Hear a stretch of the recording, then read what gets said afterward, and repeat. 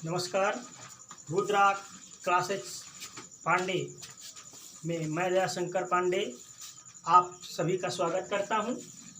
कल के वीडियो में आप लोगों ने वैद्युत द्विध्रुव, वैद्युत क्षेत्र की तीव्रता, बिंदु आवेश के कारण वैद्युत क्षेत्र की तीव्रता का व्यंजक, इसके बारे में पढ़ा था। आज का हमारा टॉपिक होगा, आज का टॉपिक है वैद्युत द्विध्रुव के कारण।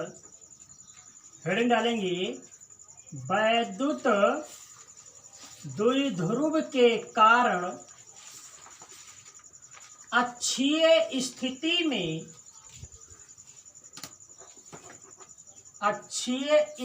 में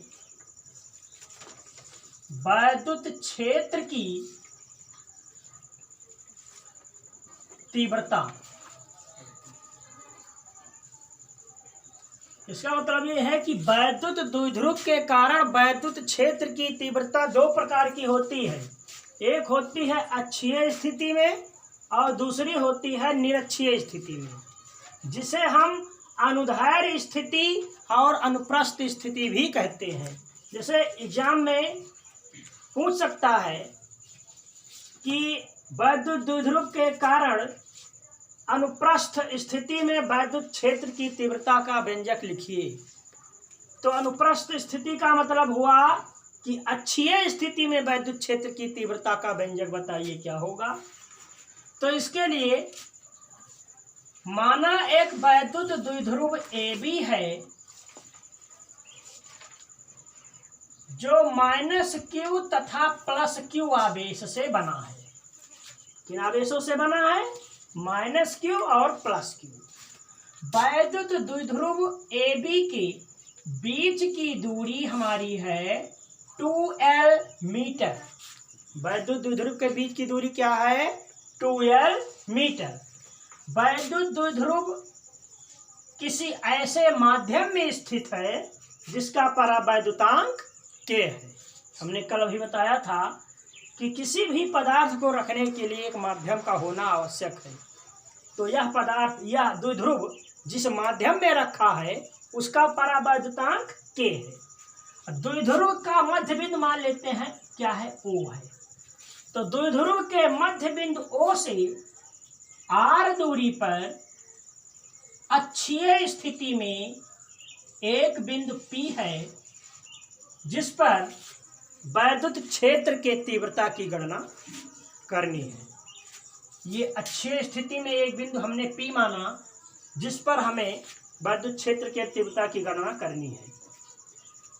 तो पहले आवेश के कारण जो तीव्रता होगी वो होगी हमारी E1 और दूसरे आवेश के कारण जो तीव्रता होगी वो क्या होगी? E2। हमारे दो आवेश हैं प्लस और माइनस। तो इसका डेरिवेशन करने के लिए हम पहले +Q आवेश को ले लेते हैं। +Q आवेश के कारण बिंदु P पर तीव्रता, बिंदु P पर तीव्रता क्या होगी हमारी? अच्छा, एक चीज और देखिए इधर कि ये हमारा है मध्य बिंदु O। अब यहां से हम +Q आवेश से बिंदु P के बीच की दूरी देखेंगे क्या होगी। यहां से यहां तक की दूरी, मध्य बिंदु O से बिंदु P की दूरी हमारी R है और पूरी दूरी क्या है? द्विध्रुव के बीच की दूरी 2L मीटर है। तो O और B के बीच की दूरी क्या होगी?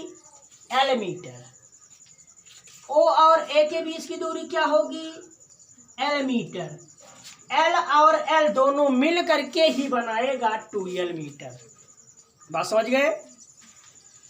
अब इतनी दूरी O से P तक की दूरी हमारी R है और हमें आवश्यकता है कितनी दूरी की? आवश्यकता है केवल BP दूरी की, यानी PB दूरी की हमें आवश्यकता है।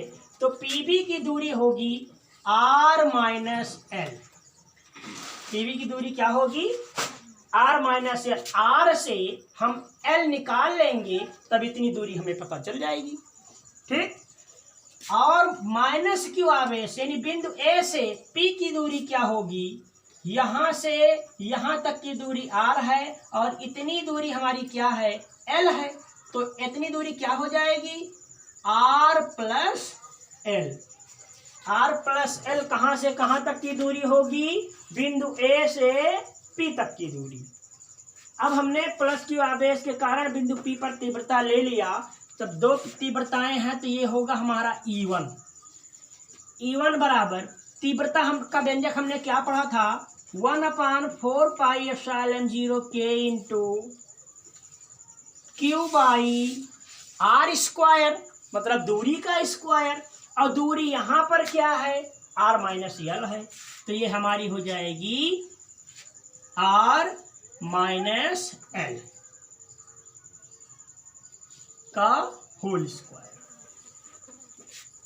दूसरा क्या होगा, माइनस क्यू आवेश के कारण, यानी हमने पहले प्लस क्यू आवेश के कारण तीव्रता ले लिया, यानी बी बिंदु से पी की तीव्रता हमने निकाल ली, इतना आया।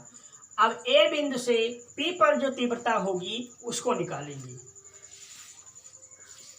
आवेश के कारण बिंदु पी पर तीव्रता E2 बराबर क्या होगा, 1/4πε0 ε0 के into Q by R plus L का स्क्वायर। कितना क्लियर हुआ। इसके बाद फिर अब क्या होगा, देखिए ध्यान से, इधर देखेंगे हम। E1 व E2 की जो तीव्रता है वो हमारी एक ही रेखा पर है, परंतु विपरीत दिशाओं में है। क्या है, विपरीत दिशाओं में है। एक की तीव्रता देखिए इस ओर है, दूसरे की तीव्रता इस ओर है। तो E1 व E2 की कुल तीव्रता जो होगी वो उसके अंतर के बराबर होगी। अर्थात इसका मतलब होगा E हमारी जो परिणामी तीव्रता निकलेगी ये होगी E1 माइनस E2। अब E1 की वैल्यू हमने निकाला है, तो E1 का मान यहाँ रखेंगे, 1/4πε0 k into Q by R minus L का whole square minus 1/4πε0 k into Q by R plus L का होल स्क्वायर। क्यू बाई 4πε0 के दोनों में कॉमन है, इसको कॉमन ले लेंगे। क्यू बाई 4πε0 के तो क्या बचेगा, 1/r माइनस एल का whole square minus 1/r plus L का whole square.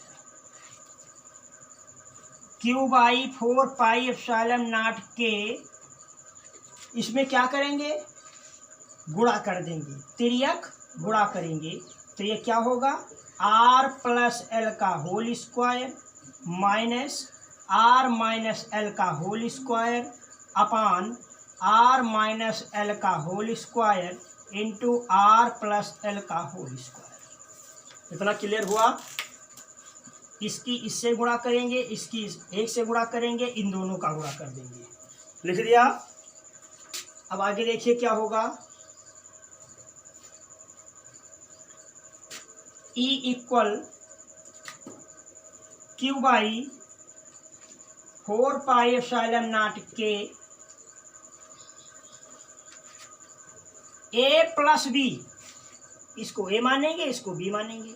a plus B whole square का फार्मूला यहाँ पर लगाएंगे तो a square plus 2ab plus B square minus यहाँ पर a minus B whole square का फार्मूला लगेगा तो a स्क्वायर माइनस 2ab, तो ये माइनस माइनस इसको प्लस कर देगा और माइनस बी स्क्वायर अपान इधर देखिए a minus B A plus B, ये क्या फार्मूला बनेगा, A square minus B square का, और इनका होल स्क्वायर लगा है तो यहाँ हम लगा देंगे होल स्क्वायर। इतना समझ में आया। इसके बाद Q by 4 pi epsilon naught के इंटू आर स्क्वायर से R square cancel, L square से एल स्क्वायर कैंसिल, क्या बचा 2RL 2RL, दोनों जुड़ जाएंगे परस्पर, ये हो जाएगा 4RL upon R square minus L square का होल स्क्वायर। इसके बाद देखिए, मान लिया जाए कि यदि L का मान, जो L की वैल्यू है हमारी, ये L का मान R की तुलना में, जब L की हम R से तुलना करें तो L का मान R की तुलना में बहुत कम हो, बहुत कम हो, तो L का मान क्या होगा, तो L का मान नगण्य होगा। नगण्य का मतलब जिसकी गणना हम ना कर सकें, अर्थात शून्य की गणना हम नहीं कर सकते, मतलब शून्य से भी कम मान लीजिए, अर्थात वो है ही नहीं दूरी, तो ये क्या बनेगा, E equal Q by 4 pi epsilon naught के into 4RL by R square minus L square के स्थान पर हो गया 0, इसका होल स्क्वायर। इतना नोट कर लिए होंगे। अब इसके बाद आगे है हमारा, आगे देखिए इसमें क्या है फिर, E इक्वल, हमने पढ़ा है कि P बराबर क्या होता है, P इक्वल होता है 2QL, चूंकि P इक्वल होता है 2QL, वैद्युत द्विध्रुव आघूर्ण की डेफिनेशन है, इसको कल हमने बताया था P इक्वल क्या होता है 2QL। अब इसमें देखिए ये है E इक्वल, इसको हम 4RL को लिख सकते हैं 2R इंटू 2QL, जब इसका गुणा करेंगे तो ये हमारा होगा 4QRL। तो 4QRL को देखिए 2 दूनी 4 होगा, तो 4QRL, इस प्रकार से हमने इसको तोड़ दिया। अपान क्या है नीचे, आर स्क्वायर में से 0 माइनस करेंगे तो आर स्क्वायर ही बचेगा, इसका होल स्क्वायर लगा है तो होल स्क्वायर लगा दिया गया। ठीक, अब E बराबर 2R और 2QL के स्थान पर हम कौन सी वैल्यू रखेंगे, P की वैल्यू रखी गई। ठीक, अपान इसको लिख सकते हैं, देखिए 2 दूनी 4, R की पावर 4 होगा, और R की पावर 4 को लिख सकते हैं R की पावर 3 इंटू R, क्योंकि गुणा करने में घातें जुड़ जाती हैं, तो जब घातें जुड़ेंगी तो घात R की पावर 3 और R की पावर 1 मिलकर R की पावर 4 बन जाएगा, तो इसलिए इसको हम लिख दे R की पावर 3 इंटू R। अब इस R से ये R हमारा कैंसिल, और आगे अभी कुछ और बचा था, उसको छूट गया था, ये था हमारा 1/4 पाई एप्सिलॉन नॉट के, तो इसको यहाँ पर भी लिखेंगे 1/4 पाई एप्सिलॉन नॉट के। अब क्या बचा हमारा, E इक्वल 1/4 पाई एप्सिलॉन नॉट के इंटू 2/r³। हमने बताया है कि निर्वात, चाहे निर्वात हो या वायु हो, के का मान क्या होता है, 1 होता है, तो के की वैल्यू क्या रखेंगे, 1 रखेंगे, तो E इक्वल हमें मिलेगा 1/4 पाई एप्सिलॉन नॉट के इंटू 2p/r³। यही हमारा क्या है, अक्षीय स्थिति में वैद्युत क्षेत्र की तीव्रता का व्यंजक है।